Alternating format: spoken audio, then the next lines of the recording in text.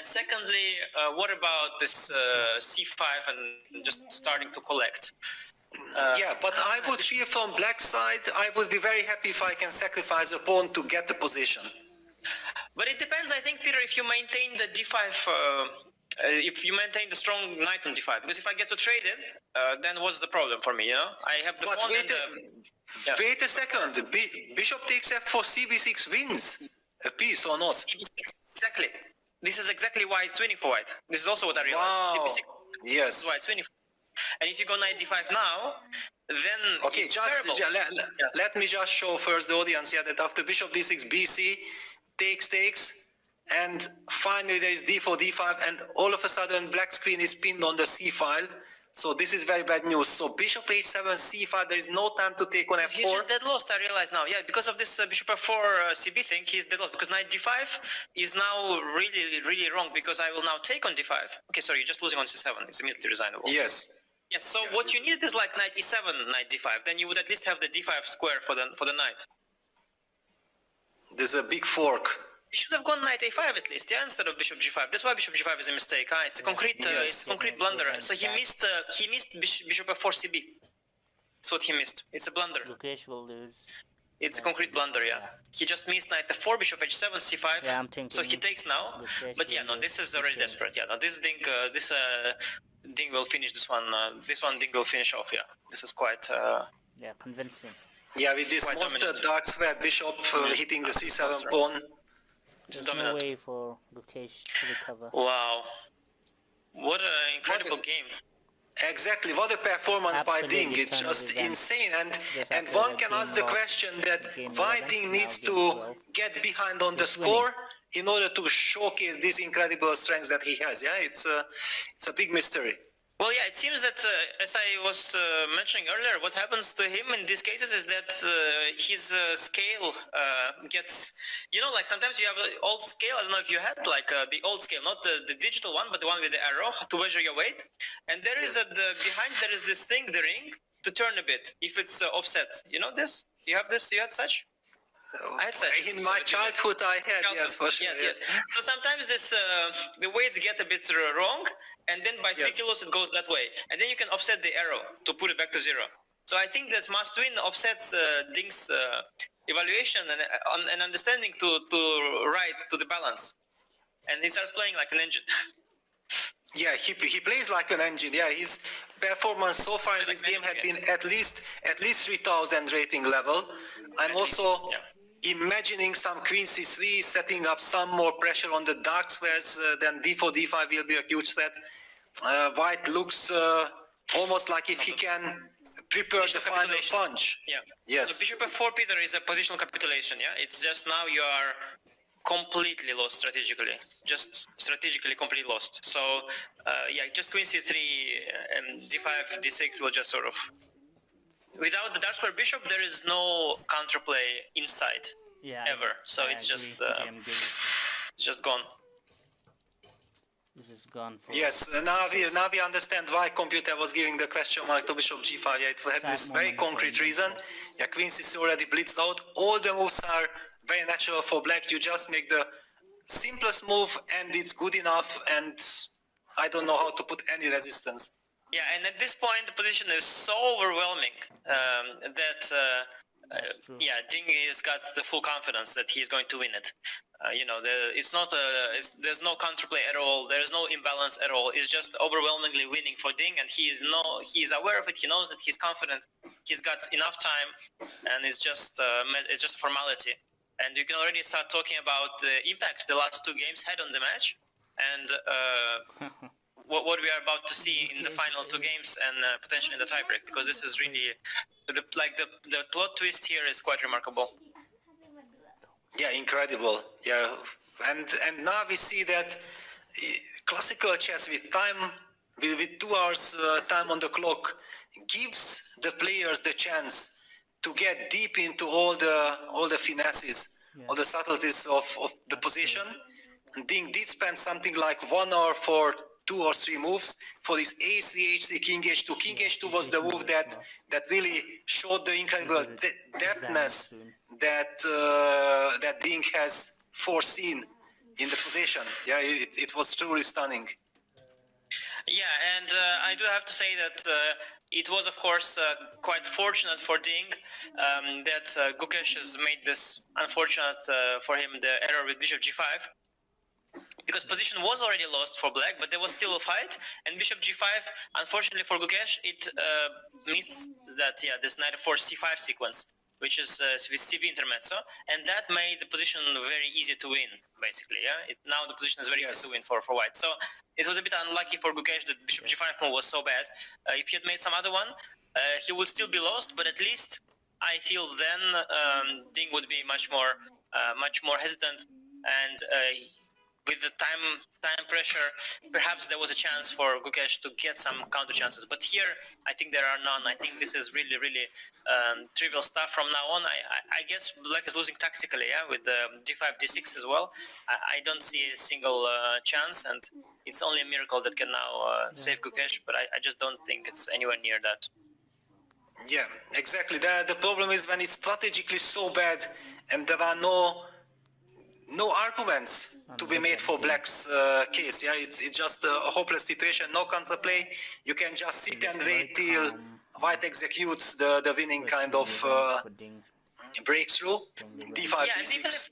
Even if there was no d5, d6 concrete issue, right? Position would be strategically lost anyway. Yes. But now it's also tactically lost. So that's like, that's next level, because the thing that about the strategically lost positions is that you still have to convert them. But tactically lost positions, they are already converted, kind of. They just have to collect. So I mean, I guess if you make a move like knight b8 or something, I mean, I guess this is how desperate we are at this point. Yeah, which doesn't do anything. Knight a7. Traps through. He should go probably knight e7 then, not to resign immediately. But I even want to ask, do we even take the exchange, or we just enjoy the position with d5? We take it. I think we take it. Why not? Okay, let me just put it so that even something like this, even the rook can be trapped. Of course, it does not decide anything because the position is already bad, but it's kind of horrible. Yeah, it was this, I mean, Gukesh never wanted to do this. He had to because of this c5, cb thing. So what happens very often when a top player has a strategically dead lost position like this one, what usually happened is that he missed some tactic along the way. Because Gukesh has enough understanding to realize from a mile away that this is not what he wants. But unfortunately, you miss tactics, and everybody can miss a tactic, even the top player. And then so often it happens that because you missed a tactic, you now have a strategically lost position, as if you are an amateur, but there's always, if you see a top player in such a position, you can guarantee yourself that there was a blunder earlier on, a tactical blunder. Very sad. Yes, I think that we all know this feeling, when something like this happens in a tournament, and then all the other players are gathering around the board and reading the score sheet, like, how did this happen? What happened? Trying to figure out what caused the effect, because something really serious had to cause this that disappeared on the board. Yeah, and it's a very scenic moment now, of course, zooming in on the players, as both of them know that black is hopeless, and this is a very, very important game in the World Championship match, and it's really incredible. Like, I've seen a lot of players, and you've also played, Peter, plenty of top tournaments, and you know that usually people who are, they don't come back from the dead on the next day, usually. So exactly. It's really, and they were like, all the signs were wrong for Ding, and his cry. Knight b8 on the board. Wait a second. He blundered knight a7 also. He blundered Ding.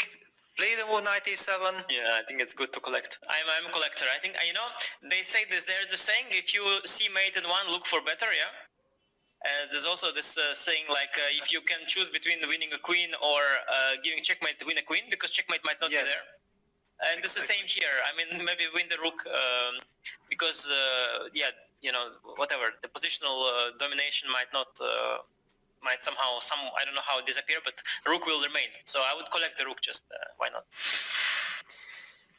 And one can see that Ding is about to play the move knight a7, but he's still calming himself down that, okay, not to rush absolutely no reason. He still has more than 60 minutes, and he knows that if I'm collecting, I'm just winning. So why not to make sure? Yeah, I'm curious if Gukesh his position is so hopeless that allowing 97 is the best chance, he thinks, or if he just blundered, because I kind of missed the possibility. It's kind of unusual, yeah, 97 a bit.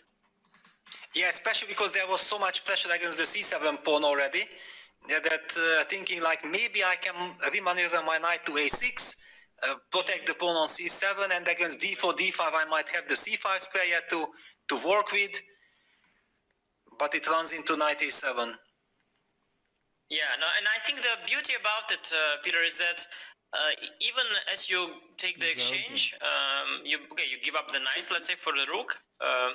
I think you maintain like 80% of your positional advantage, yeah?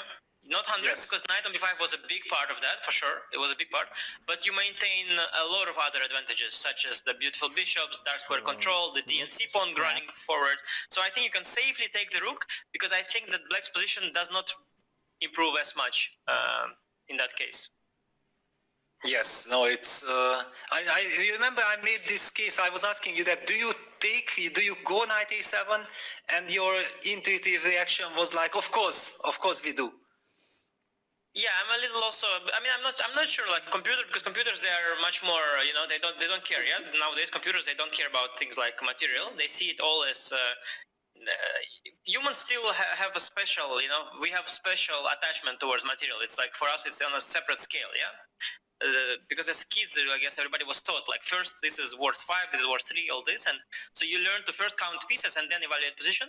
But the modern computers, they I don't know if they do that too, because we don't know how this neural network has formed their understanding.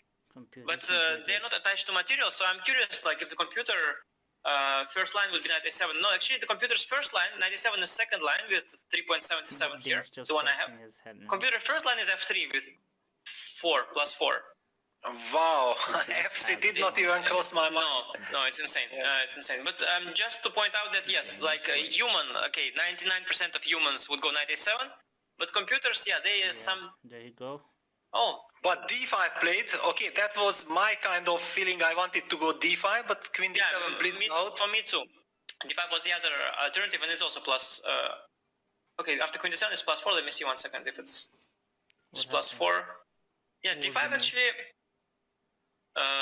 Only plus 2, but he played queen d7. He should have played knight a6 here, the computer says, but okay, it's all. Yes, I was expecting, that after d5, but Gukesh is now also playing very quickly. Nerves are in play, certainly.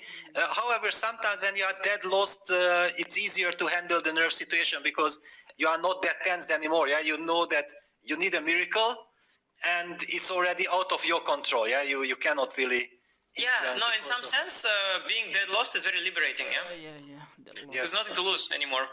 But by the way, 96 or queen d7, it's all, d5 is excellent, yeah, so, as well. I mean, you will win that exchange anyway, so d6 here just wins the, your position is so dominant, the material will fall anyway. Quite impressed with Ding going d5, by the way, because I thought that almost any human would just collect the rook, but Ding, even more refined, you know, he doesn't want to joke around, he wants to really clinch this game.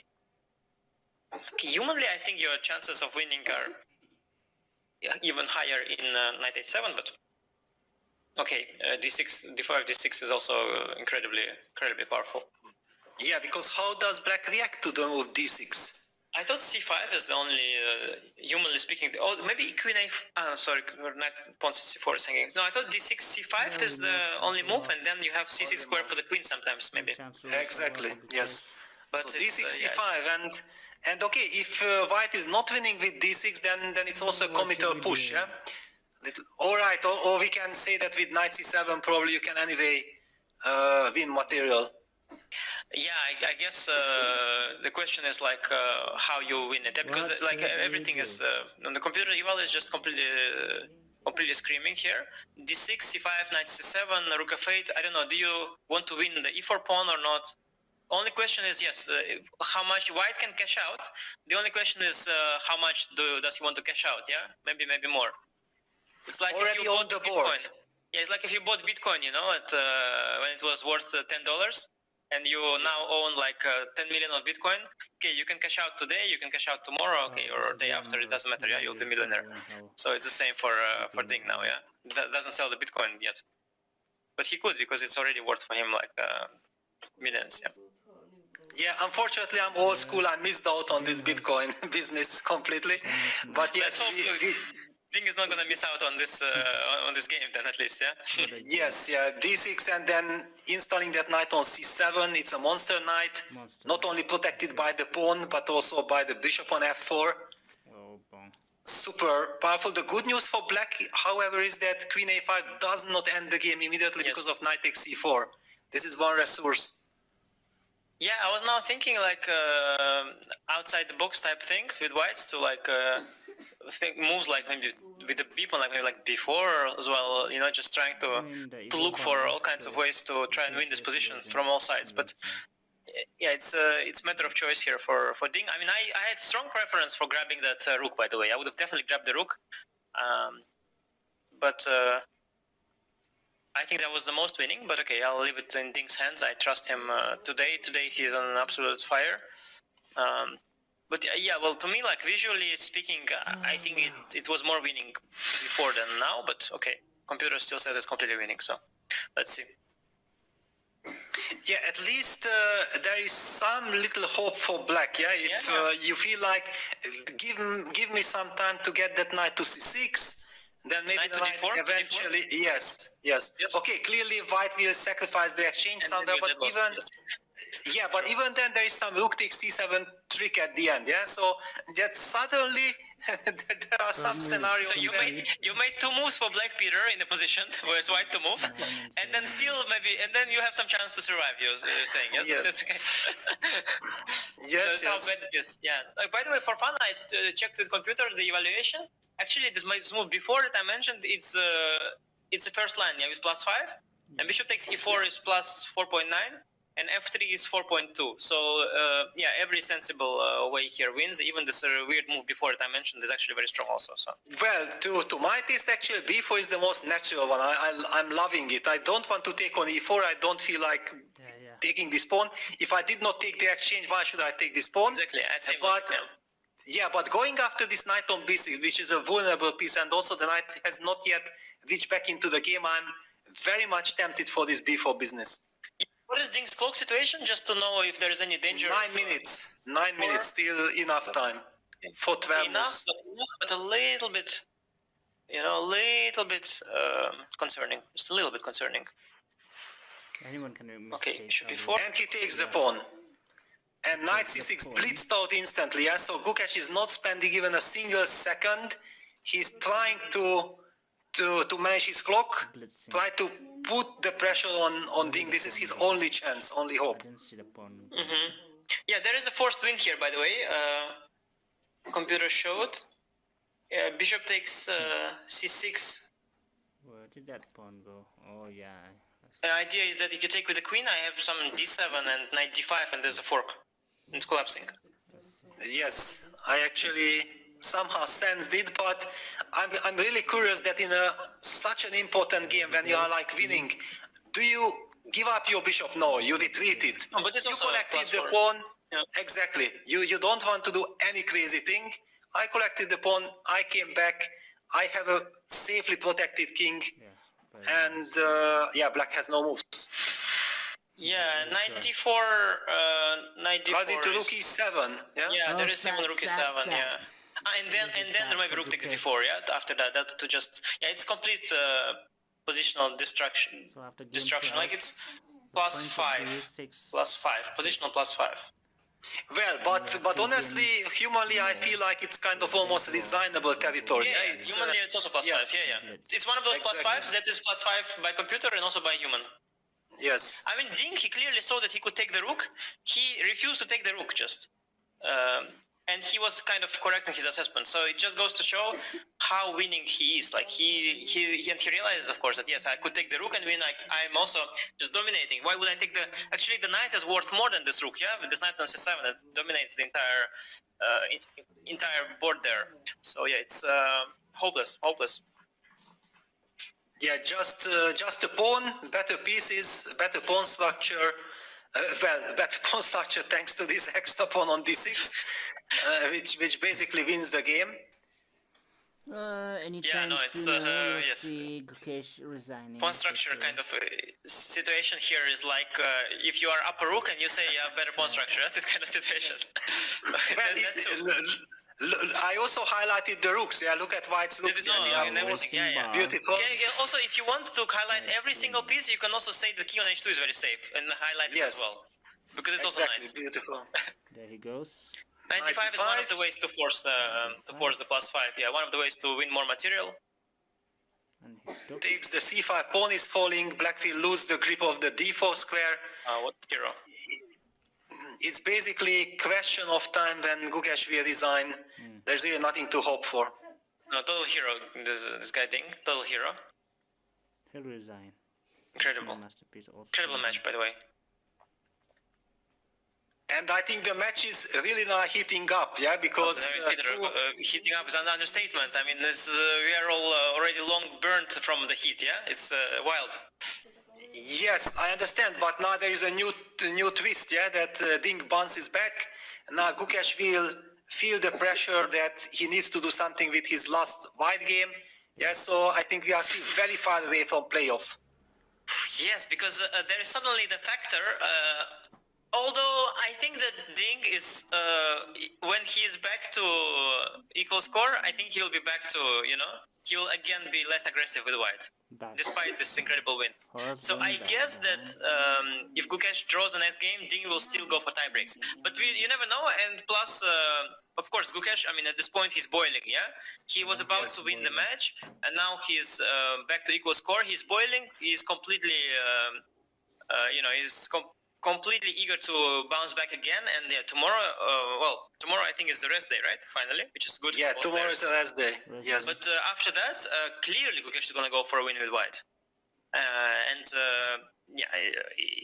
that could also backfire. I mean, you don't know anymore what's going on and who is the favorite. I guess now probably Ding is the favorite because we've seen that he can do anything. He can win with black, he can win with white, he can come back no matter what's the situation. So I guess Ding is sort of the favorite, and he's better in rapid as well. But Gukesh is also very much in the game, yes. And Ding is still potentially vulnerable because he still has all these issues he had potentially. Though today they're not visible. But yeah, it's a wild match. Going to be an incredibly exciting last 2 or probably 3 days. Today we are seeing incredible Dingley, and playing with amazing perfection. Yeah, I want to see the chess.com accuracy, by the way, because and then it will be a question to the accuracy if it works or not. Because I know that this game is 100% accuracy, but I want to see the chess.com website gives 96. Yeah, it doesn't do justice to the game. No, it's basically perfect. No, this is absolutely perfect. And not to mention the complexity of the position.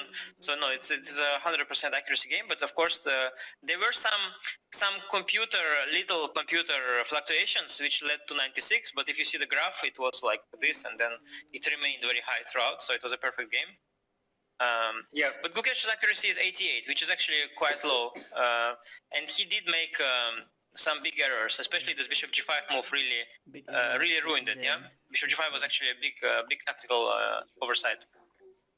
Yeah, now the problem is that yes, it might look tricky that 5 minutes for 5 moves, but the position is so winning that basically every single move wins. You cannot make mistake. Yeah, the pawn advances to d7. Rook c4 blitzed out. C4, yeah. Queen c4 rook e8, yeah, is the finale. Yes, if you want a flashy finish, you can do that. Sure, I do. I want. Yes, I want. Rook e8 also, by the way, directly. It's the same, yeah. It's the same motif. Yeah, but it's of course also a beautiful way. Ding says no sacrifices. I just gonna win the game. This is only plus 7.40. The other were plus 8. So. Yeah, rook c2. Move 37. Bishop d6, yeah, maybe most clinical. Setting up the rook e8 threat without any sacrifices. Yeah. Fits into Ding's perfect previous play. Yeah, bishop d6. Yeah, I mean, at this point, sometimes you criticize people for not winning by force when they can, but at this point, a position is so overwhelming that, yeah, it's unruinable. Yeah, there is no way to ruin it. I mean, rook c1 is also nice to eliminate the active rook. I mean, the rook d2 is also probably completely winning, so there's just no way to go wrong, and you can't criticize Ding for not finishing it off directly with queen takes c4. I mean, he's basically finishing it off directly. Like, if Gukesh wants, he can also resign. So there's basically the game is essentially over. Yeah, it's only continuing because okay, we have to go through the motions. There are many ways to win, and whatever nerves they don't disturb here. I don't think there's a way to go wrong here for white anymore. Yeah, on the board. Bishop d6 is the most. Yeah, very nice. This should provoke resignation normally. Oh, yeah, I feel like this is the last game of the. Last move of the game. Yeah, it logically speaking should be. Should be. Yeah, Gukesh is a fighter, but sometimes there's nothing anymore, so take a rest no way to continue the fight tomorrow. At this point. Or tomorrow is a rest day, you can come back to... Yes, he will need to fight in the match, yeah, the match continues. Yes. But exactly. Here he cannot do anything. Yeah, like they say, the battle is lost, but the war is not over. Definitely. Definitely. GM cool. But still, it's kind of always unpleasant moment, yeah, before resignation that, because with resignation, yes. You give up finally on the game, yeah? No matter how lost you were before, you were still hoping for some miracle, or yes, you were just not thinking about it at all. Yes, no, for sure. When you like the game like that, so you're hurt throughout the game, but you hurt one more time when you resign, yeah, because now it's official. But it also gives you the chance to move on. Yeah, that okay, finally I'm rid of this terrible game. I'm gonna get a new position. I'm gonna have the white pieces, and sometimes this loss comes as a wake up call. Yeah, like for Ding, it feels like the lion has been awakened. Yeah, it's a completely different link that came to this game. Yeah, but I wonder if Ding will sort of be back to which Ding, you know? And wait a second, rook take g7, the final move. Like, are we gonna see the new Ding, the old Ding, the old Ding, the new old Ding, the old new Ding, which Ding, you know? But all of them are good. That's the problem. All Dings are good, but some are really good. So it's yeah, whichever Ding it was today, but this was the best Ding that exists, I think, today. Absolutely, yeah, and who knows? Yeah, maybe this is what he needed to get all the confidence back, and it will be hell of a match. Maybe the new Ding is better than the very old Ding. Yeah, after all, maybe this is the best Ding we have yet. Yeah. Poor Gukesh, of course, clearly very disappointed. Yeah, having the lead in the match, and things are looking extremely well, and all of a sudden the opponent plays the best game of his, almost like he's in his life, and visibly we can see the effect on Gukesh. Look at this. How he's no, of course, no. It's I mean, he was probably already thinking about becoming world champion. You know, the actual procedure of becoming world champion. He was so incredibly close, and he still is, but he was so incredibly close. And now Ding sent him. I mean, I wouldn't say back in the queue, but like he really, Gukesh took a massive hit to his chances of becoming next world champion with this game. A massive hit. Yeah, send him a message that I'm here. It's still gonna be extremely tough, and all of a sudden a 6-6 match score. Yeah. Game 12. Yeah, John. Guys, ridiculous end to that match. Gukesh waiting, looking to see if there was anything at all. There was nothing on the board. I don't know whether this is peak Ding, good Ding, bad Ding. We do know it's the best Ding since sliced bread. Where's Daniel on the broadcast when you need him? But honestly, like seeing peak Ding back like this, playing like an absolute engine, it was insane. And now we turn our attention to after the rest day, I suppose, the day after tomorrow, to figure out if he can do it again. Peter, I thought Anish